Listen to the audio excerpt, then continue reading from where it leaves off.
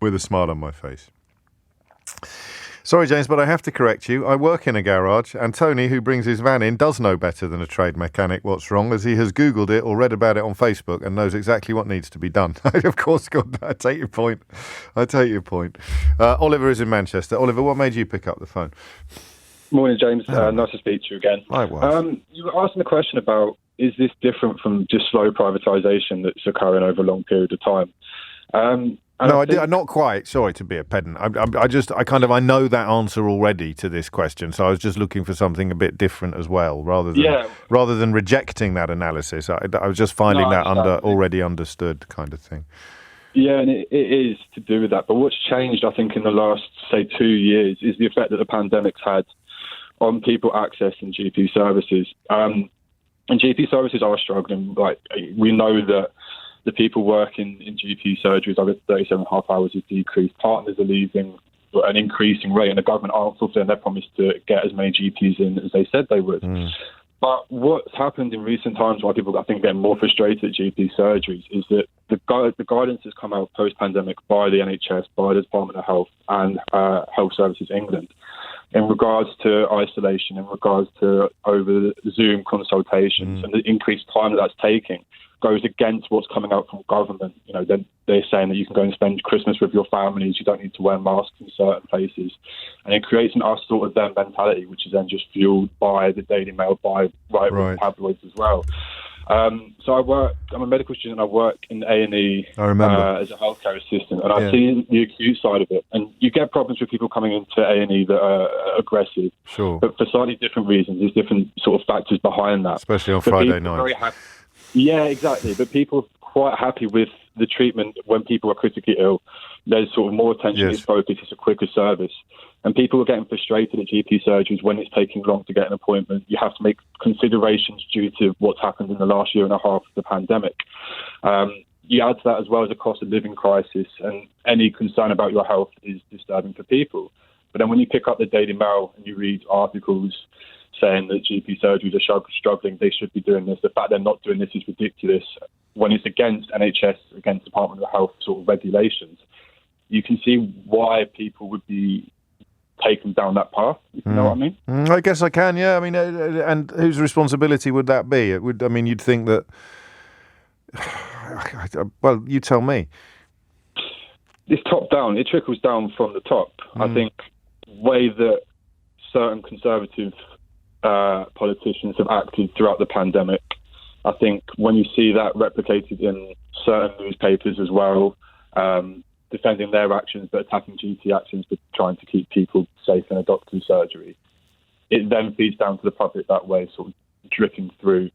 And I think that when you couple that as well with the problems that GP surgeries have faced over the last 10 years in satisfaction and GP staffing numbers, it just adds together to create this environment where people are not going out of their way to be aggressive towards GPs because they're violent people, but they're in a position where they've been told things that aren't necessarily So they've got accurate. a false sense of grievance that they're taking out upon utterly undeserving targets. And I tell you what, you've reminded me of my own rationale, that the reason the privatisation thing was part of my introduction was for precisely the reasons that you've highlighted. It was because some of the motivation for the politicians will be less obvious or more so privatisation is a big sledgehammer of a theory, and I think it holds a lot of weight. It carries a lot of weight. But actually the slightly more banal notion of self-interest, if you've been in charge for 12 years, you inherited an NHS where patient satisfaction was the highest it had ever been, and now you've got people attacking GPs and being aggressive and abusive in surgeries. I mean, if you're not going to blame it on the people who've been in charge for 12 years, who the hell are you going to blame it on? Therefore, the people who've been in charge for 12 years have quite a strong motivation to encourage the demonisation of the doctors themselves. Yeah, and I think that's pretty clear, isn't it? Yeah, and I've only been working in healthcare for a short period of time compared to other callers and other people who are working out there. I'm at the new end of the spectrum. So I can't really comment on what it's been like over the last 10 years, but from what's been said and the way that people address it at work, it is getting a lot worse, a lot quicker than it has done in the past. So like we've agreed that privatisation is in the background of all of this, but there has to have been something that's really triggering this. And why would people change their perspective on GPs and the healthcare system in general? It has to be due to the service they're receiving, and why is the service they're receiving not satisfying them? And that's because of the way government are funding it and what they're coming out and saying against NHS guidance and doctors rather than supporting them. And it's rough times at the moment. The cost of living crisis is huge. Politics is a bit of a mess at the moment, where you've got such polarising views on either side. Yes. You've had the pandemic as well, which has changed people's perspectives. Just encourages on people to sort of take up cudgels against anyone that they've been told is acting against their interests or is somehow the enemy. And I don't think it's landed that badly with the public, to be honest, because everybody knows somebody who's doing it. But when you read some of the editorials about working from home, you find yourself wondering whether these people inhabit the same planet that you do. And even as I say those words, I have Oliver's words echoing in my ear about both sides being horribly polarised. But, you know, there's polarisation and then there's pragmatism. If the massive majority of people like working from home because it works for them, why is that a problem for anybody else who doesn't work from home or who doesn't have to or isn't being encouraged to? It's absolutely insane. And if doctors report that doing some of their consultations over Zoom actually means they can speak to more people in the course of the day, and if there are problems actually seeing a GP, it's going to have more to do with shortages and with staffing issues than it is with anything else. But that little invitation, it's so lucrative, isn't it? That little invitation to blame somebody or to attack somebody even is taken up with such alacrity. And if you were a politician from a party that's been in charge for 12 years, I mean, crikey, you'd have to be made of very strong stuff indeed to say, please don't take it out on your doctors, this is all our fault, and please vote for us at the next election. I mean, that's just logic, right? I mean, whatever party you belong to, if the monster raving loony party had been in charge for the last 12 years and the situation in the NHS had deteriorated measurably every year from a starting point where patient satisfaction was the highest it's ever been, what would you do? Would you honestly sit there and say, please don't blame the doctors, don't blame anybody, don't blame the staff, don't blame the immigrants coming here and seeking medical help. Please make sure you blame us, the politicians who've been in charge for 12 years and inherited an NHS that boasted its highest patient satisfaction surveys ever. So, I mean, I'm not defending it, I'm just describing it. Jeremy's in Wanstead. Jeremy, what would you like to say? Hi, look, first of all, thanks so much. It's really important that somebody takes this up. So I'm a senior GP, and we are very fortunate that our practice is within the constraints, fully recruited. We've got relatively a good number of GPs and nurses, and we work in a relatively affluent area, don't have exceptional pressures on us compared to other practices. But every day is absolutely horrible. Really? And we simply can't keep up with the demand. By the way, just in case anybody says, well, why is he yapping on the radio? I'm at home with COVID. So, and I'm not asking for sympathy. But and somebody will, actually. I wish I could now say, oh, please don't be ridiculous, but somebody will. And I mean, you might even make the papers tomorrow. The GPs queuing up to talk to Lefty DJ when they should be looking after patients or something like that. I mean, I'm sure you won't. So we can call you Rastapopoulos instead so that you become unidentifiable. There we go. But anyway, so there is that. But the reality of every day is we are in a situation where it feels horrible not to be able to meet the demand. Yeah. But this huge amount of two things have happened. There is simply more complicated pathology. In fact, three things. More complicated pathology. There is a change in patients' behaviour, and I think people are consulting now for things they never would have come. They would have. Forgive me, this sounds patronising. No. I don't mean to, but things you would have asked your mum about that simply would never have crossed the threshold before COVID. But people are terrified, and I get that. We want to be able to help, but it keeps coming. There's a limit, and I don't know if it's fair on you, but it probably is actually. I mean, this is so the contenders for this hour of the programme today, Jeremy, were the GP surgeries and the stories about ministers being accused of fueling anger as rising violence hits GP surgeries, and the airport story, which is, so who is to blame for this chaos and what is going on with regard to airlines, and in some ways, if we just sort of re-edited it retrospectively and changed some of the words for the other words, the conversation's very, very similar. It's about the public being incredibly angry about a correct perception of a paucity of service. But the service is not the levels that anybody wants it to be, because there are simply not the bodies in place to do the job, and that is not something that can be fixed, except perhaps by the reintroduction of freedom of movement, which would certainly help. But it's not something that can be fixed in any short-term concept, is it? I would agree. I think the real admission, they don't even need to use language as colourful as "we have failed." Sure. The reality is, with the system as it is, there isn't enough money to do this, and that nobody is bold enough to say to the public, look, there isn't enough cash in this system to deliver all the things you want in the way that you want it. And we either have to pay more or do it differently. What we can't do is pay the same, do it the same, and expect to keep delivering. That's not ever going to be possible. How frustrating for you on every level. So, I mean, the quotidian is frustrating, the daily experience is frustrating, and yet the bigger picture offers no comfort whatsoever. Why forgive me for asking this, why do you carry on doing it? I've got 3 small children and a mortgage. If I didn't have those things, I think it'd be very difficult to justify. It's heartbreaking sitting there. I spend most of my day listening to the sound of disappointment. Yeah. Because and nobody ever sat there in medical school thinking, I know what. Yeah. When I qualify, I want to fob people off and push them away. Sure. And we don't do that. We try and give the best care we possibly can. But there simply isn't the personnel. There simply aren't. The personnel, and there simply isn't the money to deliver what people want, which is a high quality, available on the day and bookable on demand service. If we opened our appointment book and just said, here's all the appointments we've got for the next 3 weeks, book them up, they'd all be gone in 3 to 5 minutes. Yeah. And most of them, and when we've done audits of this, almost all of them are filled with things that didn't need that appointment. And patients can't be asked to triage themselves. That's why we have to do it. But if we just open the appointment book, which is what we get asked for 20 times a day, that's what happens. There's nothing left. It's incredible, isn't it? And I can sense from your voice, your tone, as much as from your words, that this frustration runs incredibly deep. And these are mere words, but words are what I deal in while you deal in medicine.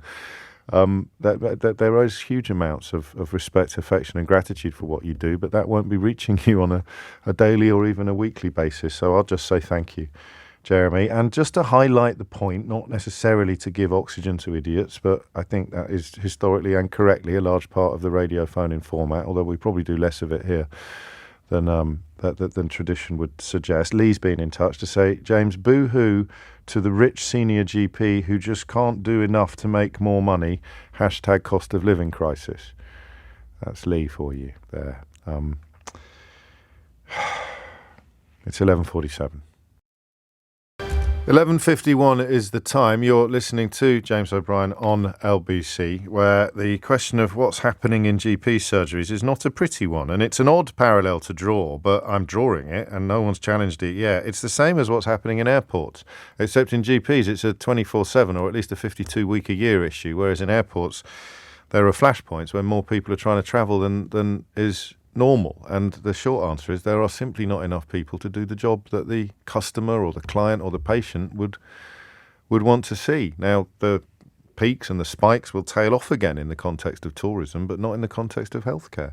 Why is it happening? I think we've worked that out. And why are ministers being accused today of fueling anger as violence and abuse, assaults and aggression rise exponentially in GP surgeries? It's a horrible business. Nick's in Hackney. Nick, what made you pick up the phone?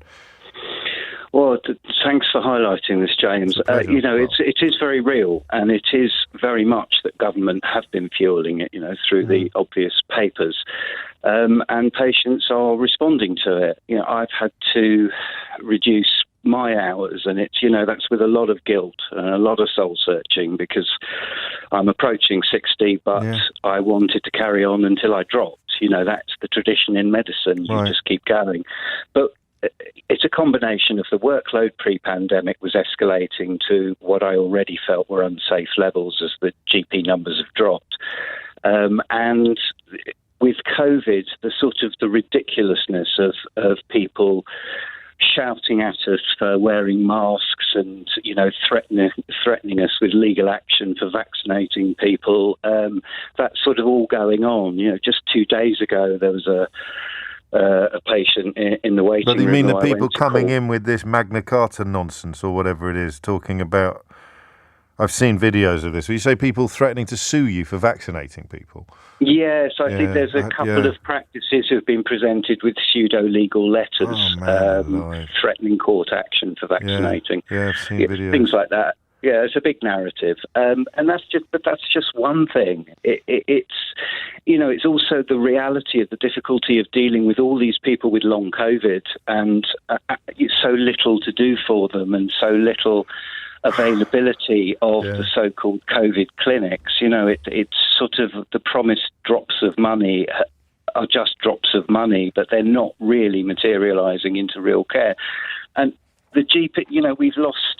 I did a calculation based on the figures NHS Digital had before they re-rendered them in 2015, and then again I think in 2020. But we've lost 10.7% in real terms, accounting for population of GPs since 2015, and we are feeling that because we've always run. The NHS has always run on extremely narrow cost margins. So with 12 years of sort of relative consistent defunding, and with Brexit, obviously, the lack of workforce, and kind of with the hostility from above and the sort of really malign management we're getting from NHS England, being pushed in, completely counterintuitive directions, it feels like everyone's against us in that sense, and ultimately it feels like I can't do my job. And you're beating yourself up, and you shouldn't. I mean, I know I'm not your therapist or your partner or anything like that, but you shouldn't. Everything you've described is you're going to take a toll on your mental health if you carry on banging your head against a brick wall. The brick wall isn't going to buckle, Nick. You are, and if you were in a position to be able to look after yourself while also still looking after some patients, if not doing as many hours as you would have done in a better run NHS, you've got to stop being hard on yourself about that, mate. Seriously, because nothing you've said sounds like even the vaguest grounds for self-recrimination. And I hope you take that thought away. And I'm only ending because I want to talk to a chap who sent me his book, and I get sent a lot of books. I always remember a particularly dull caller on the radio a couple of years ago, and I said, listen, I'm going to have to wait for your autobiography to hear more details about this. Now let's get on to the subject that we're actually discussing. And the caller said, well, I sent you my autobiography 2 years ago and you never replied. But occasionally a book lands in my inbox that just makes me go, oh, crikey. This is really interesting. And this book here that I have in front of me by Dominic Ball is one of them, From Winning Teams to Broken Dreams. It tells the tale of 6 friends really travelling pretty much from childhood to become Premier League footballers. Dominic currently playing in the Championship for Queen's Park Rangers. But it's moving in very unexpected ways. And Dominic joins me now. I'll begin, Dominic, if I may, by asking why you wrote the book. Hi, James. Hello, mate. I actually started writing the book about 5 years ago, and it was just, me and my group of friends all went through different journeys, and we all had one ambition of trying to make it to the Premier League. And it got to about 21, 22, and we were all sort of coming towards the end of our journeys, it felt, and a couple of my friends had stopped playing completely. I was struggling at Rotherham at the time, and I just thought, you know what, is this actually what the dream was? 6 years ago, we were all sitting around in my garden, and we were all at top academies and thinking we were going to play for England, we were going to play in the Premier League, and it didn't just work out like that. And that's because it's just very tough. It's very difficult, and we all experience loads of different problems. And that's why it's such a surprising and important book, because we only really hear about the fairy tales, don't we? In usual, and I mean, your first professional contract was at Spurs, and as I mentioned, you're at QPR now, and you did play for England at under 20 level. So the idea that you'd already cracked it is kind of the notion that underpins the whole book, and it works as a warning, doesn't it, to young players, and particularly also to their families, about the small number of, for every fairy tale, there's 100 stories like yours, which is not. I mean, your story's a good story. As you mentioned, a couple of the lads didn't carry on playing at all, But you're not all going to be Gareth Bale, are you? No, of course. To be honest, probably only about 2 or 3 years ago where I actually sort of said, you know what, I've actually had a successful career so far.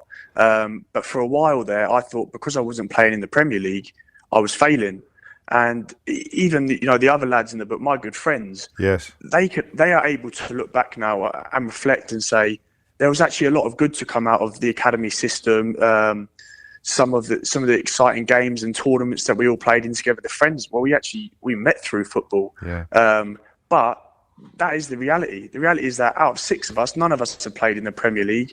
I've actually got even more friends that haven't played in the Premier League. And yet I do have, I know 1 or 2 players that I've played with that have gone on to do it. And that's the statistics behind it all. It's very difficult. It's a story of priorities, isn't it? And it's a story of remembering to review your priorities as the world turns around you. And if you stick to the priorities you had when you were 16, it's probably a recipe for heartbreak. And of course, I mean, a lot of footballers, a lot of lads who were signed in their teens do end up in much worse situations than you describe. Yes, no, of course. And I've sort of played with these players that have gone on and really struggled. And, within the book, it talks about the struggles that some of my friends had. For example, it took Mason 4 years to really sort of get his head around the fact that he was now just working in a normal job. Yeah.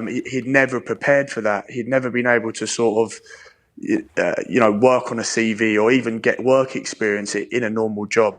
And that's hard for every player. That's even something now that I'm coming up to 27 now. That's something that I'll probably have to start looking at in the next 5-10 years. Looking at the actual the opportunities outside of football, even inside of football, that aren't actually playing on a pitch. Because in many ways the lessons are more important for the players who have got over the first few hurdles rather than the ones who haven't even started yet. Because I'm thinking everyone that gets signed at academy level would do well to read this book, just to be aware that there are several roads in front of them, not just the one that they concentrate on every minute of every day. We should mention as well, of course, that the book is being published to raise money for Sarcoma UK because tragically, one of the boys whose story you began telling, Spencer McCall, is no longer with us because of sarcoma. Yes, no, I think it was during COVID where Spencer sort of spoke to all us lads and sort of said he'd been diagnosed with sarcoma, and he got rid of it within, I think it was the first year, he got rid of it through chemotherapy, which was the best news ever. And unfortunately, it came back quite aggressively in his chest. And unfortunately, he's not with us anymore. But he was very much behind the book, and he was obsessed with football. He probably loved it. He probably loved it the most out of all of us. And he was he was loved in non-league. He had a really successful season at Hemel. And the support through non-league for him, when we were trying to raise money for him to get his treatments and to help out was amazing. So I'm so grateful for that support, and I'm sure he's so proud of this book and everything it's done. You've done him proud, mate. You really have, and I shall direct people on where they can get hold of a copy of the book in just a moment. But of course, there is also an opportunity to donate to Sarcoma UK, which raises money for this rare form of bone cancer that Spencer had called Ewing's sarcoma. You got another book in you? You got a novel in you, Dom? Do you think?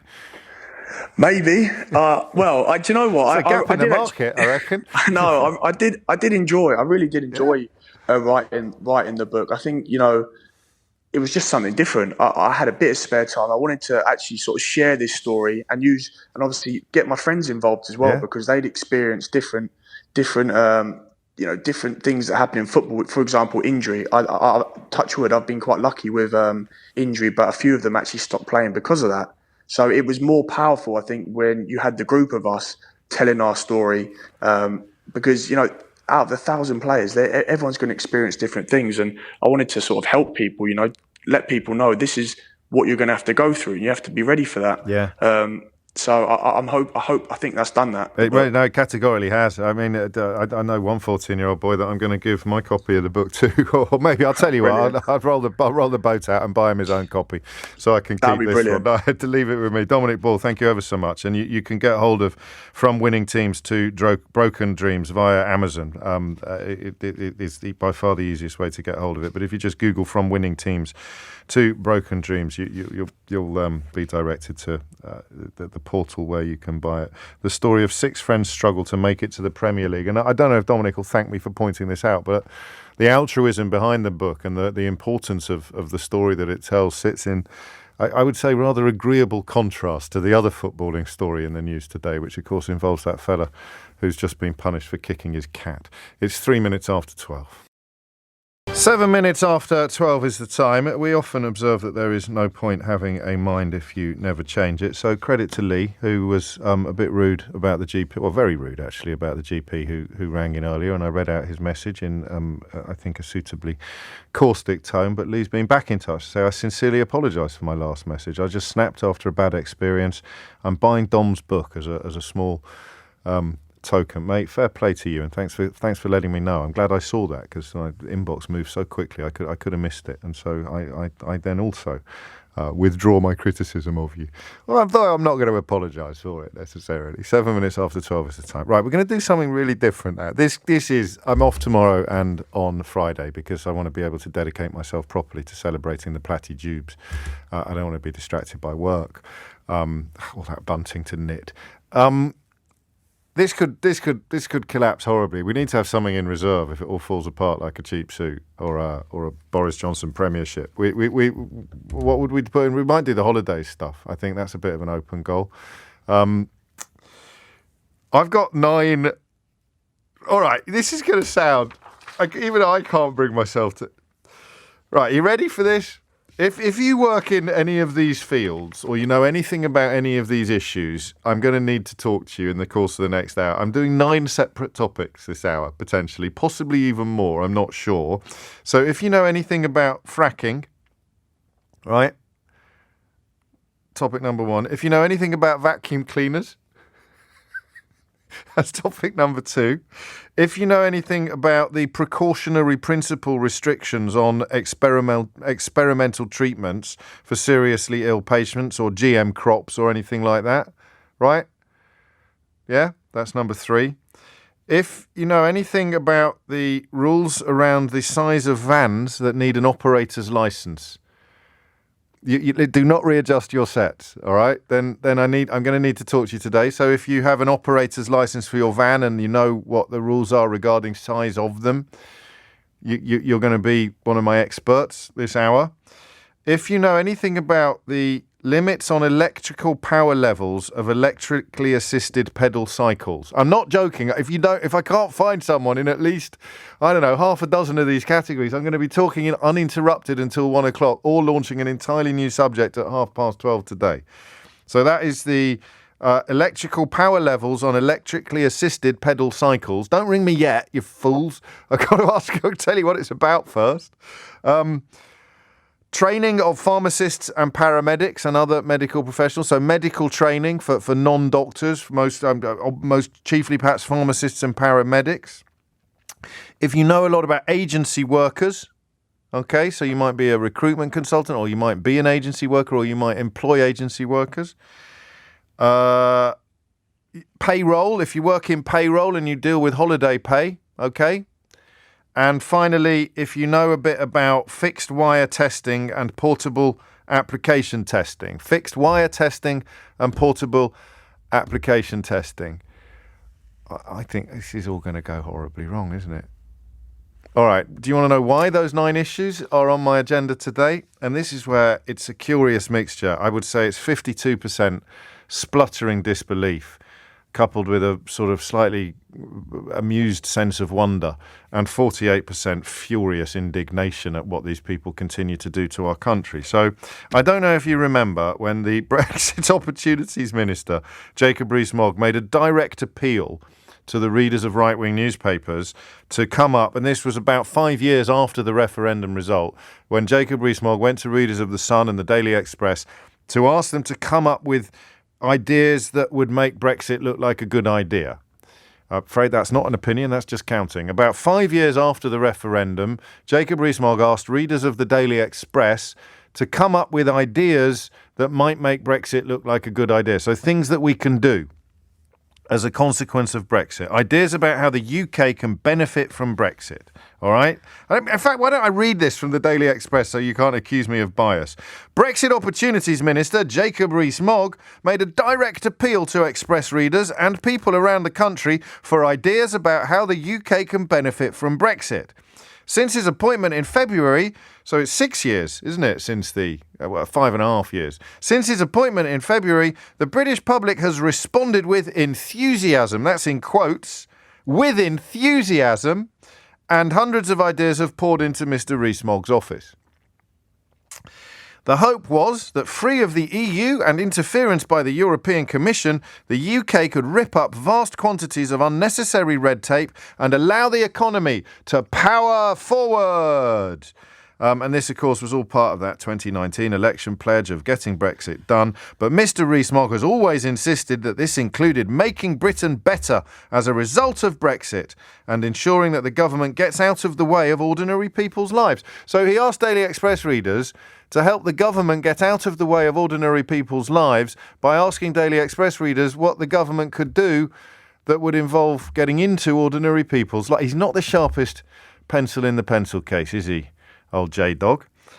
So it is hope, yada, yada, yada. So they've now confirmed that more than 2,000 ideas were received. Can you see where this is going now? 2,000 ideas were received, of which, wait for it, yes, indeedy, they have whittled those 2,000 ideas down to the 9 best ideas. The 9 best ideas that readers of the Daily Express and the general public in general came up with in response to Jacob Rees-Mogg's not remotely desperate plea for things that would make Brexit look like a good idea, or things that they could do as a consequence of Brexit that Brexit Opportunities Minister Jacob Rees-Mogg hadn't actually thought of or been aware of himself. So we now have 9 suggestions, 9 examples of things, the best 9 ideas that the Brexit Opportunities Minister's whole department has managed to cobble together in response to this nationwide invitation to come up with things that they can do as a consequence of leaving the European Union. I mean, one of the questions I'm going to ask you actually is whether or not you need to leave the European Union to do any of these 9 things. So we now have the 9 things. You can now start ringing me, because the question is going to be, does this sound to you, as someone who actually understands what's going on in this sector, does this sound to you like a good idea? And question number 2 is going to be, did we have to leave the European Union to do this? I might have to do a little bit of Googling on that one, because you might not know that off the top of your head, but I'm going to have great faith in you and presume that you actually can. I'm already told that the last one should be, did I not say portable appliance testing? Apparently the Express have got it wrong. It should be portable appliance testing. It's the safety testing that's done on electrical equipment like PCs, monitors, lamps, etc. in the workplace to make sure they're safe every couple of years. So I'm changing that to appliance. We'll just put it down as maybe it's predictive test at the Super Soaraway Express. Reduce requirements for business to conduct fixed wire testing and portable appliance testing. So less testing on electrical goods in the workplace. That might be quite an easy one to address. So I'll run you through the 9 runners and riders again in a moment. The question is this: you work in this sector, or you know about this stuff, and I'll run you through it in a moment. If you can already remember what they are. Actually, shall I run it through you very quickly now? Why don't I run it through you very quickly now? You ring me and tell me, as someone associated with this sector, whether or not it is a good idea and whether or not we had to leave the European Union to do it. So number 1, encourage fracking and shortcut rules on planning consultation via an emergency act. I would have thought if you're in an area that's going to be fracked, that's not good news. But someone who knows a little bit more about the whole field of fracking, give me a call, talk me through the ups and downs, the pros and cons of this. Number 2, abolish the EU regulations that restrict vacuum cleaner power to 1400 watts. I'd remind you, these are the 9 best ideas that Jacob has managed to find from 2,000 submitted by Daily Express readers. Number 3, remove precautionary principle restrictions, for instance, on early use of experimental treatments for seriously ill patients and GM crops. So that sounds like less checks and balances on treatments for seriously ill patients and GM crops. Again, your world, not mine. You tell me. Number 4, abolish rules around the size of vans that need an operator's licence. 0345 6060 973. Number 5, abolish EU limits on electrical power levels of electrically assisted pedal cycles. 0345 6060 973. Don't hang me out to dry on this one, guys. All right, please. Number 6, allow certain medical professionals, such as pharmacists and paramedics, to qualify in 3 years. This is your world, not mine. What do you think of that idea? Did we need to leave the EU to do it? Remove requirements for agency workers to have all the attributes of a permanent employee. Who's that good for? Doesn't sound to me like it's good for the agency workers, but this isn't my world, it's yours. Give me a call, tell me about the ups and downs. Simplify the calculation of holiday pay. Why did you Brexit again, Gary? To simplify the calculation of holiday pay. Could you not do that in the EU? I don't know. You work in payroll. Perhaps you do. 0345 6060 973. And reduce requirements for businesses to conduct fixed wire testing and portable application testing. Pick your subject, pick your area of expertise. Unlike Michael Gove, this programme has never rejected experts. It's never got tired of experts. We need them, especially on a day like today, and we can pick them off one by one and work out whether or not, in and of themselves, or perhaps collectively, this actually changes the whole Brexit debate and allows Jacob Rees-Mogg to stand up in Parliament and say, well, actually, I think you'll find that it was a brilliant idea because we've managed to remove requirements for agency workers to have all the attributes of a permanent employee and abolish the regulations that restrict vacuum cleaner power to 1400 watts. And for a man that almost certainly has never used a vacuum cleaner in his life, that is no doubt a very, very big deal. 21 minutes after 12. I suppose we could also ask whether or not you as a Brexit voter feel that the best 9 things that Jacob Rees-Mogg and the massed ranks of Daily Express readers can come up with are encourage fracking, change vacuum cleaner legislation, remove precautionary principle restrictions, remove precautions on medicines for seriously ill patients and GM crops and other things, abolish rules about van sizes that need operators' licences, abolish EU limits on electric power levels of bicycles, allow medical professionals to qualify more quickly, so less training for medical professionals, remove requirements for agency workers to have all the attributes of a permanent employee, simplify the calculation of holiday pay, and reduce requirements for business to conduct fixed wire testing and portable appliance testing. But I don't know if I'm going to have time for that. Take your pick on this one. What do you reckon? Terry's in Bournemouth. Terry, what can you tell us? Hello, James. Can I sing Rees-Mogg a quick song? Yeah, well, yeah, as long as it doesn't have any rude words in it. No. Go on then. You're telling me a pack of lies. You're trying to pull the wool over them. You're conning. This is conning everybody. Well, you might say that. He might know a lot more about fixed wire testing and portable appliances than you do. We've spoken before. Apart from doing that meatloaf thing, I'm an electrician and. That's a relief, mate. Don't give up the day job. No, I know. I had to go back to it. Go on. I'm the electrician that answered your question about birds on a wire. And yes, I missed you. I remember that. You parachute down. Fixed wiring, I test it, and portable appliances. Basically, you don't need the EU or be in or out of the EU.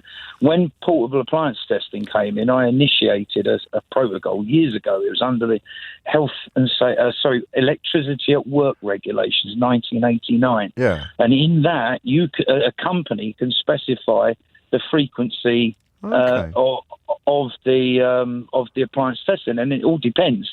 You know, at the time I was working for what used to be Network South East on the railway, and we had heavy use tools, handheld tools with electrical cords, and they were getting damaged every 3 months. So we'd want them tested quite regularly, wouldn't we? Absolutely. Yeah. And then if you've got something that is that a portable appliance, the thing you're talking about? That's a portable appliance. There's anything you plug into the main. So electric equipment should be tested less, is what Jacob is suggesting. Well, this is what he's saying. That's what I'm saying. He's just trying to con us. It absolutely is. What about the fixed wire? What does that actually mean? I should start by asking you what it means. What's fixed wire testing? Fixed wire testing is anything other than portable. So it might be a hand dryer in a bathroom. It might be your lighting. It might be your sockets. The bigger the installation, the more complex. But generally, that's tested every 5 years. So there's no, as far as you can tell, there's no plus side to testing it less, and there's not necessarily even any EU requirement. Well, that's one off the list. Not that I'm aware of. No, this fine. This stuff had already been legislated way before we left let's say this correctly, the madness that called the B word. Yes. So I didn't know this was going to happen, and it's quite fortuitous that it has, but there's a rather good exclusive, at least I think it is. This is more your world than mine. In the Engineering and Technology magazine, E&T, this week, under the headline, Exposed, the National Wiring Scandal Putting Lives at Risk. And it's a great piece of work that dropped on Monday by a journalist called Conor McClone, which was brought to my attention by another contributor to E&T. And it says, inadequate inspections on the safety of wiring in buildings across England are increasing the risk of fires, E&T has found. A flawed regulatory system has sparked a race to the bottom, with some businesses profiting at the expense of the public safety. So this appears to suggest that there's not enough testing going on at the moment, and that is endangering the members of the public. And yet the Brexit bonus that Jacob's trying to sell us is that they should reduce requirements for businesses to conduct fixed wire testing. Am I right to tie these two stories together? You're absolutely correct, James. Yeah. I mean, it's bad enough as it is at the moment. I'm working in contracting for social housing, and we're picking up on a lot of poor testing that's done before my company took over. Wow. I'm not going to say any names. No, don't. But it really, really is a sorry state at the moment. So to deregulate it even further, but isn't that the case? It's the government of deregulation, the so-called bonfire of but testing is supposed to be bonfire of red tape. It's supposed to make life easier. It's not supposed to make buildings more likely to catch fire or have people using dangerous tools. And all they're going to do is move the problem somewhere else, and whatever money is saved in one place will be picked up by the NHS in dealing with people with severe burns. My days. Please God, no. All right, well, I said it at the beginning of this conversation, and I'll say it at the end. It might be that J-Dog understands fixed wire testing and portable appliance testing better than you do, Terry, despite your, how many years as an electrician? Oh, my God. 1981 I qualified, so yeah. 41. Can I tell you one quick thing, James? As long as it's not sung. I always thought Kidderminster Harriers didn't exist. I thought it was a figment of your fun. My fevered imagination, no. Yeah, I'm actually doing a gig there on the 25th of June. At the club or just in town? At the Kidderminster Harriers Club. At Agborough, as Meatloaf? Yeah, that's right. Oh, well, we can shift some tickets now. Seriously. I mean, get yourself down there. Seriously. Get yourself down there. It's a beautiful... You get a pint of Bathams. Give them my love, won't you, Terry? I'm going to dedicate a song to the James O'Brien show. What's it going to be? I'd do anything for love, but I won't do that. I like that one. Or bat out of hell. Bat out of hell. Boris on his way out of number 10. Love it. Well, good luck. And be kind to the audience. They're a great bunch down there at Agborough. Thank you, Terry. I covered a lot of ground in that call, didn't we? So that's number 9 off the list. Reduce requirements for businesses to conduct fixed wire testing and portable appliance testing, against the backdrop of a story this week showing that inadequate inspections on the safety of wiring in buildings across England are increasing the risk of fires. This is a quote from a man with as many years in the industry as Terry has. People know it's a huge problem, but it's all down to money. That is because your normal householder or unscrupulous letting agents and landlords are simply driven by costs, and testing costs money. And even though it saves lives, some people will prioritise the saving of money over the saving of lives. So that's 0 out of 9 so far. Or 1 out of 9 is a wah for Jacob's brilliant Brexit wheezes. It's coming up to 12. Can I squeeze in, Sam? I don't think I want to squeeze stuff in. I want to give people enough time to breathe on these stories. So there's 8 left now. We've got fracking, we've got vacuum cleaners, we've got precautionary principles on things like medicines and on science. So not letting stuff that hasn't been tested, or having less rigorous testing of stuff like medicine and GM crops, vans and operators' licenses, electric bicycles, medical training. What are they genuinely, what are they thinking of? Remove requirements for agency workers to have all the attributes of a permanent employee. That one might work. I don't know. And simplify the calculation of holiday pay. I could be wrong. I don't know that the European Union lays down the law on what you can and can't do with regard to holiday pay, because so many companies have such different approaches to it anyway. But we are going to live and learn. There are 2 phone lines free now. 0345 6060 973 is the number that you need. And remember, these are the best 9 ideas that the Minister of Brexit Opportunities could find in a postbag full of suggestions from Daily Express readers. Every single one of whom, it's very important that you remember this, every single one of whom knew exactly what they were voting for. It's 12:30. Amelia Cox is here now with your headlines. 12:33 is the time, and on we go, because someone has to. Sam's in York. Sam, what do you want? What have you got? Hi, yeah, so the vans, the operator licence for vans. Yes. So, in short, yes, we would have had to leave. So right, so it is EU legislation then? Well, operator licensing is sort of country-specific, so there's different things in different countries, but broadly, yes. Broadly, yes. But added to that, on the 21st of May, the EU brought in legislation to lower the limit. So it used to be 3.5 tonne, it moves to 2.5 tonne in the EU from the 21st of May. Now, anything that crosses the border in Northern Ireland is still subject to this. So it's not that much of a win if you move goods to the island of Ireland, the Republic. In regard to, is it a good thing? Yeah. So this legislation stops people like, the big companies that deliver lots of stuff every day, exploiting drivers by having them driving for longer than 10 hours. It makes sure that they're doing things like wearing the seatbelts and getting the van serviced regularly and making sure that they're road legal, so tyre tread depth and all that boarding stuff of making sure that that van is safe to be on the road. Right. That's what that operator licence does for us.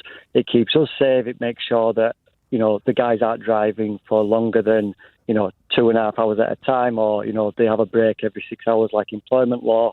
So all that good stuff is what they want to take there. So at the moment, only vehicles above the threshold need an operator's license, and if they have an operator's license, then all of these protections apply. Is that right?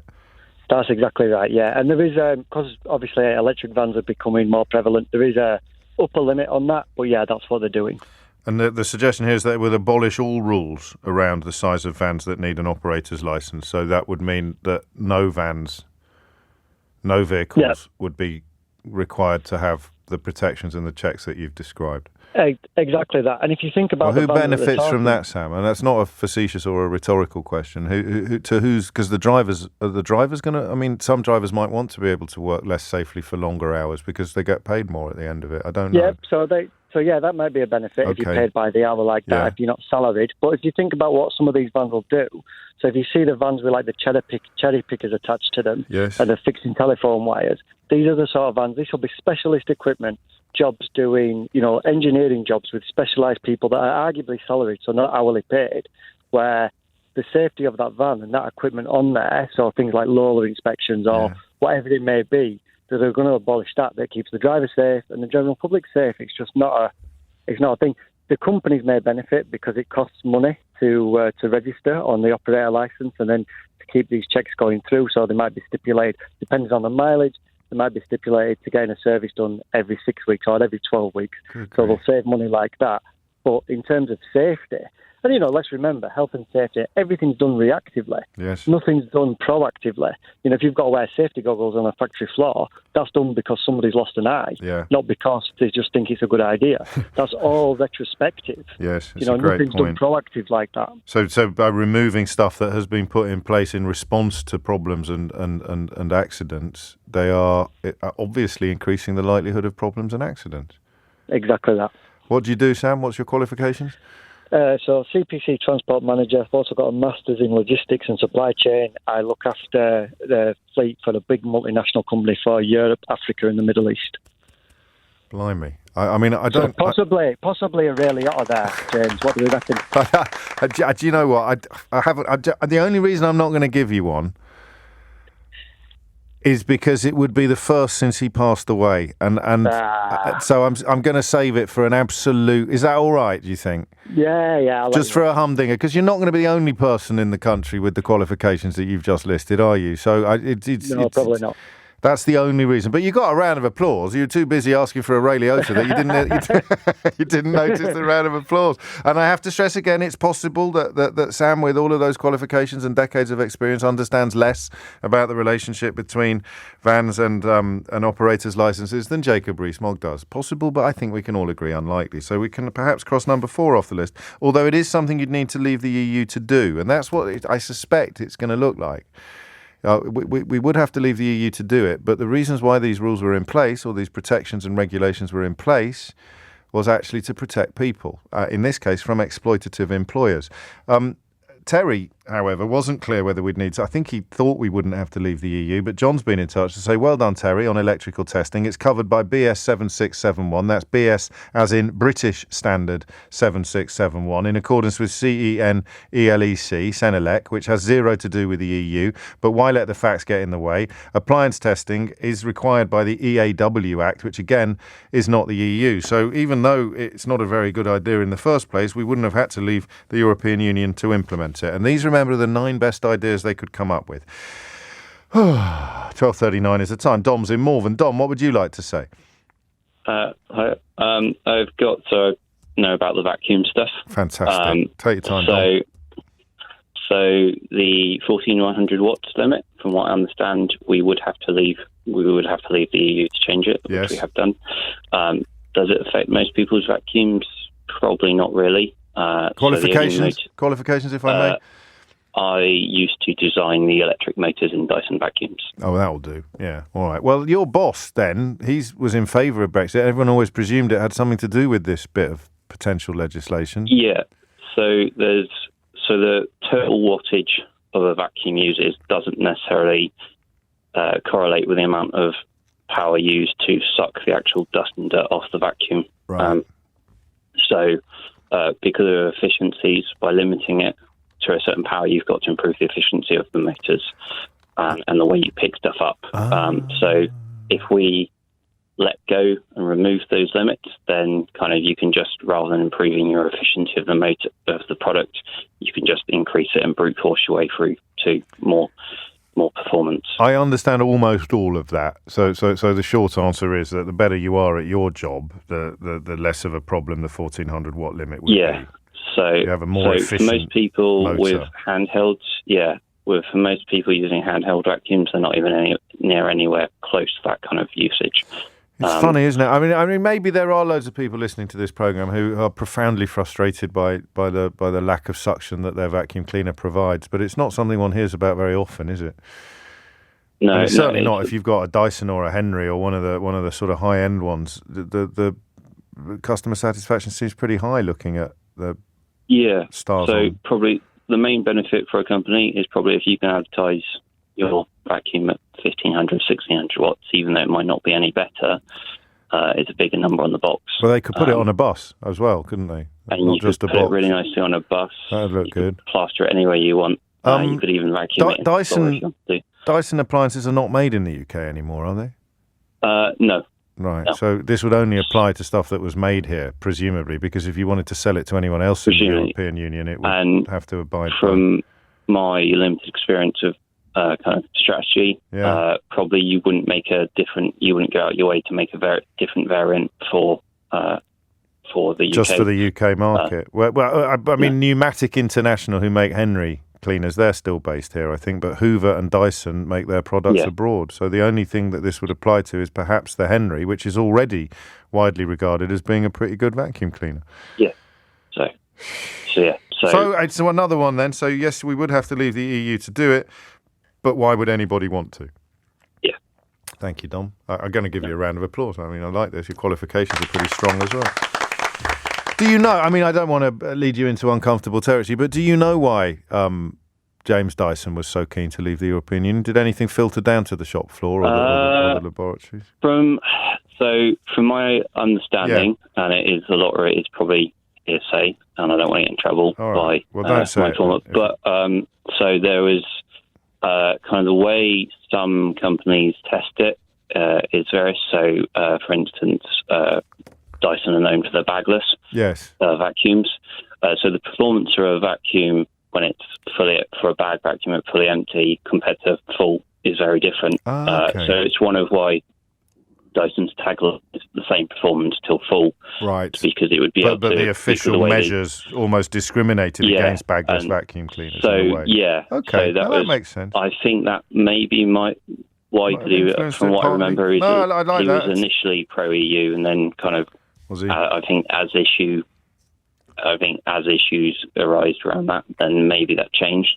But yeah. Okay, that works. That works as an answer. I understand that as well, which is a testament to your clarity of explanation. And of course, I think he transferred everything to Singapore shortly after the vote, didn't he, in terms of actual manufacturing. So we cross that one off as well. The vans, the hoovers or the vacuums, and the fixed wire testing is really worrying because of this story that was published in E&T this week about the inadequate inspections on the safety of wiring already increasing the risk of fires. It's a fairly comprehensive piece of research, but Jacob's big idea is to have even less requirement for businesses to conduct fixed wire testing and portable appliance testing. Who doesn't wake up in the morning? So you see that fella over there with a whopping great pneumatic drill, not pneumatic, that would be petrol power. See that fella over there with a big drill or some other massive electrical appliance. I hope that's not getting tested too much. I really do. That would really worry me if they were testing that stuff too much. It's coming up to 12:45. I don't think I'm going to cross all 9 off the list, but looking at my screen, I've got a fair chance of getting 2 or 3 more before Sheila Fogarty takes up her position behind the microphone. The time now is just coming up to 12:45.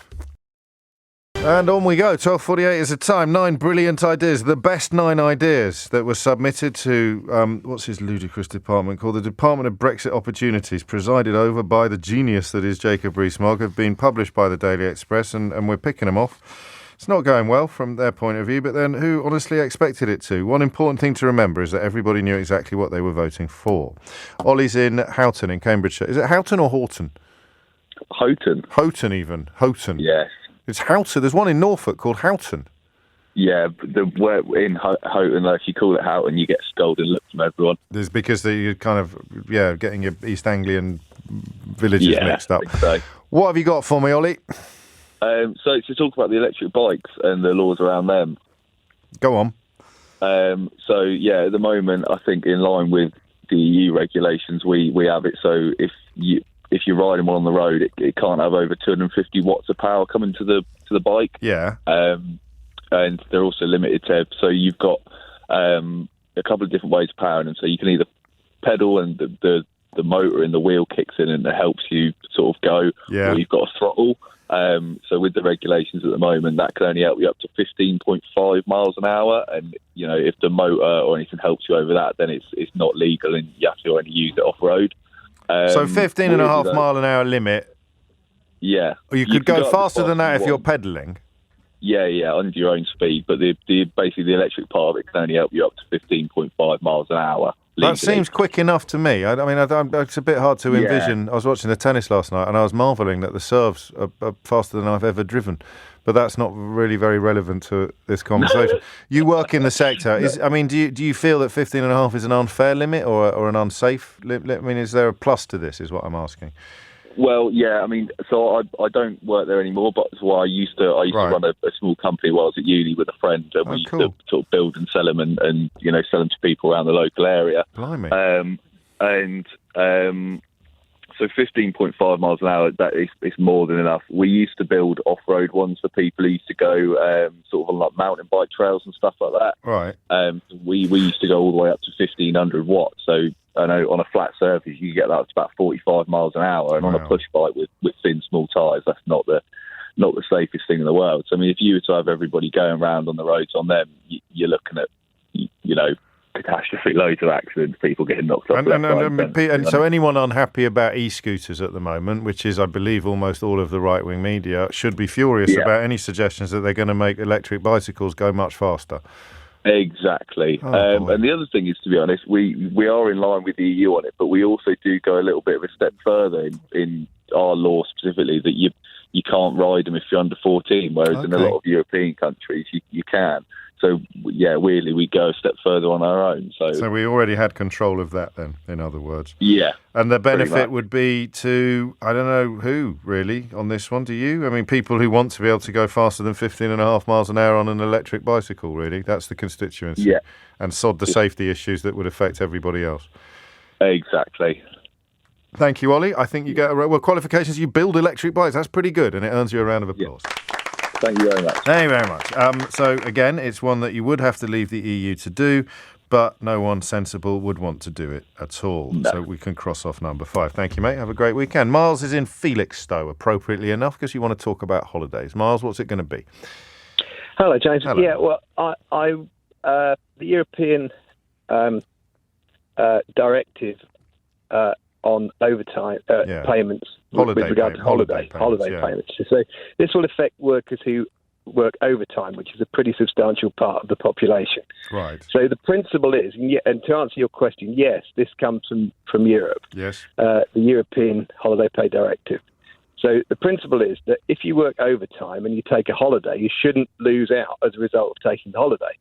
So you make a calculation based on an average over a given period. Seems fair. To come up with your payment for your holiday. Now, this is the use of the term simplify in the sense of taking loads of money out of people's pockets and getting it back to their bosses. So this is really disingenuous. When it says simplify the calculation of holiday pay, e.g. 12.0% of pay, close brackets. They're not saying make it simpler. They're saying make it easier for bosses not to pay you as much. Well, they simply will not pay. We've taken many cases against employers who've argued to the end that they shouldn't have to pay this money. But eventually it was established in a case called Flowers versus East of England Ambulance Service that average voluntary overtime counted in this calculation, and that's. It's not complicated. Anyone can work it out, but it's. They've got a pat. Do you know what? Given that we're talking about Jacob Rees-Mogg, I was about to say it's as if they've never heard of calculators. But in his case, I mean, you never know, do you? Probably not. No. He boasted about the Daily Telegraph ran a picture of his desk the other day and boasted about the fact it didn't have a computer on it. Like that is something to be proud of in 2022 when you're running a government department. Yeah, well, what can I say? Not a lot. But the upshot of this is that millions of workers will lose a lot of money, which their bosses will be able to keep it. Will be able to trouser it. Yeah, because I'm guessing you're on a salary, right? Like I am. So I am now. You don't lose out when you go out of when you go on holiday. Well, I do actually, but there's a slightly complicated background. Okay, fine. Anyway, no matter. But if you're a worker who, like millions of people, rely on overtime for a big component of your pay, you'll simply go back to how it used to be before, which is you'll be paid your minimum rate and no more, which is pretty bad. Because large sums of overtime are worked by people. Qualifications, Miles? I'm a trade union official, in case you hadn't guessed. For United Union. No, I hadn't guessed. I mean, you clearly know your stuff, and that's why you get a round of applause. It's nice doing this on a Wednesday because, of course, there'll be no mystery hour tomorrow because it's platty-jubes. Nice one, Miles. So we can cross that one off as well, unless, of course, you're in favour of having less holiday pay. And who wouldn't be? Who here hasn't woken up every morning on holiday and thought, I wish I wasn't getting holiday. I wish I wasn't getting as much holiday pay as I actually am. Lewis is in Putney, so I'm going to guess Lewis. Lewis is one of my most esteemed contributors. Drawing upon my knowledge of your capacious curriculum vitae, you're probably going in on the pharmacy stuff. You are correct, James. Carry on. So, yes, going into that. So basically, he's talking about what the EMA sets down. These are the precautionary principle restrictions. Now, you're focusing on medicines and pharmaceuticals. It might also apply to GM crops and any other area that involves science, one might say. Well, I'm not qualified to answer on GM crops. I can only do pharmaceuticals. But basically, as a result, it's basically... the long story short of it is that all the regulatory authorities audit each other across Europe, or used to. And that way we all make sure we're working to the same standards, as do companies within Europe. We all audit each other and do inspections and make sure, and I do some of those.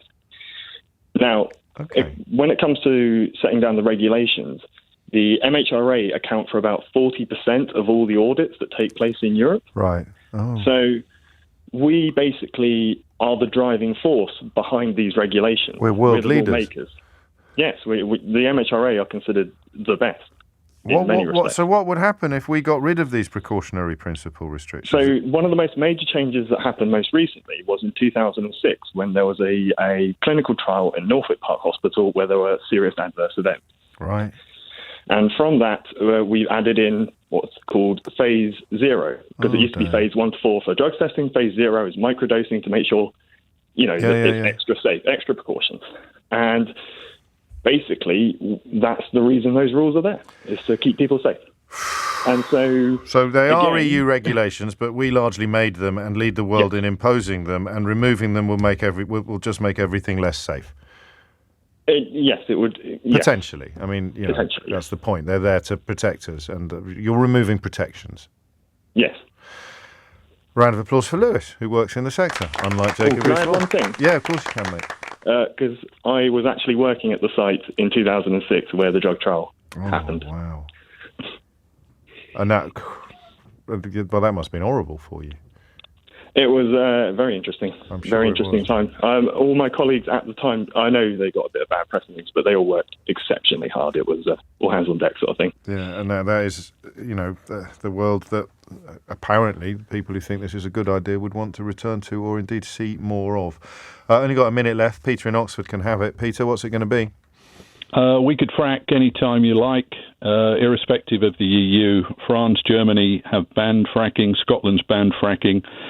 We did frack in Quadrilla. We have a stupidly low fracking rate in the UK, 0.5 on the Richter scale. If we brought that up to around 3 or 4, we could produce cheap gas that could make the steel industry more economic and the UK much more profitable. I'm not having the fracking debate now, because there's a lot of people who disagree with you. I mean, just as a statement of fact. But to be clear, there's nothing in the current rule book that would prevent us from doing the things you've just described that comes from EU legislation.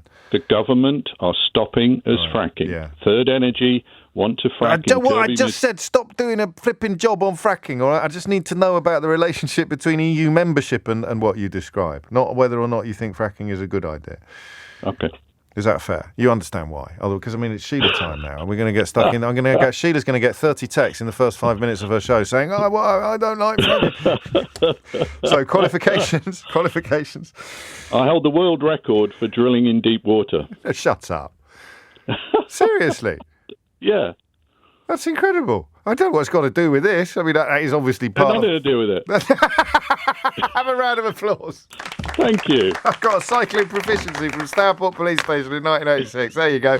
Stick that in your pipe and smoke it. That's it from me for another day. Indeed, another week. I won't be here tomorrow or Friday because I didn't feel I could properly celebrate the Jubilee while also working. Some people who are less royalist than me will, however, be putting in a couple of shifts. Here's Sheila Fogarty. You big fat liar. You big fat liar. Big fat liar. Big fat liar. Big fat liar. Big fat liar. Big fat liar. Big fat liar. Big fat liar. Big fat liar. Big fat liar. Big fat liar. Big fat liar. Big fat liar. Big fat liar.